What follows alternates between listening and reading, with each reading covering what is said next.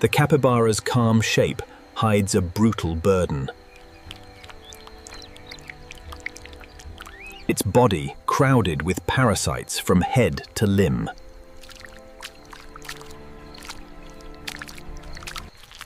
Around the ears and neck, the softest folds have become a feeding ground for swelling parasites.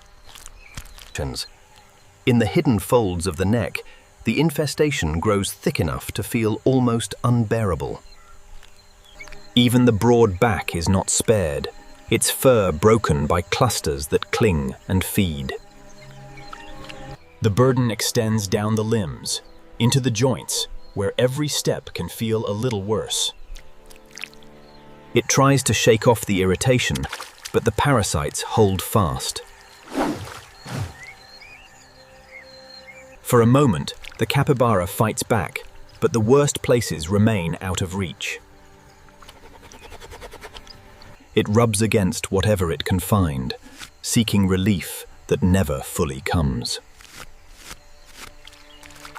The discomfort is quiet, but constant, pressing on every pause and every breath. At the ear base, where the skin is soft and hidden, the parasites gather in their heaviest clusters. Across the flanks, the burden spreads wide enough to cover almost every comfortable resting place. So the capybara waits, carrying its burden in silence, unaware that help is close. A second cleaner joins the first, drawn toward the richest clusters around the neck and shoulders.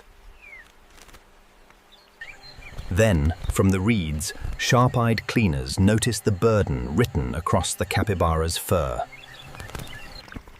The first cleaner approaches with caution, measuring the giant rodent before making contact.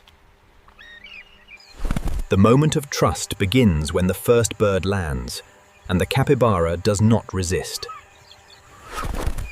Now the inspection narrows, from the whole burden to a single parasite chosen for removal. The first peck is careful, but it marks the beginning of something the capybara could never do alone. Stillness becomes a kind of cooperation, giving the birds the time they need to work. Soon, the first pair is joined by others, turning caution into purposeful work. At the neck, where the infestation ran deepest, the birds begin to clear the first real space. The birds know where the burden is worst, and they move there without hesitation. Now the work becomes visible, a swollen tick shifting under the pull of a hooked beak. Now the real work begins, as a small team of cleaners spreads across the capybara's burdened body. Across the back, each bite lightens the capybara's burden by one. Around the ear, precision matters. The cleaner works with some of the thickest clusters. The thickest clusters become the first targets, stripped away one by one. For the bird, the burden becomes food, a reward for the service provided. The cleaners spread from shoulder to flank, following the parasites. Some parasites resist harder than others, but even the biggest ones are removed. Already, the capybara's body begins to soften as the parasites are removed. Even the face, too delicate for rough rubbing, is now being cleared. Together, the birds turn a single meal into a coordinated effort across the whole body. The change becomes visible, not all at once, but patch by patch across the capybara's fur. What looks like tenderness is also hunger, and the partnership works because both needs are real. As one region clears, the cleaners shift their focus to the next remaining burden. For a brief time, The riverbank becomes a place of quiet cooperation, shaped by hunger and relief.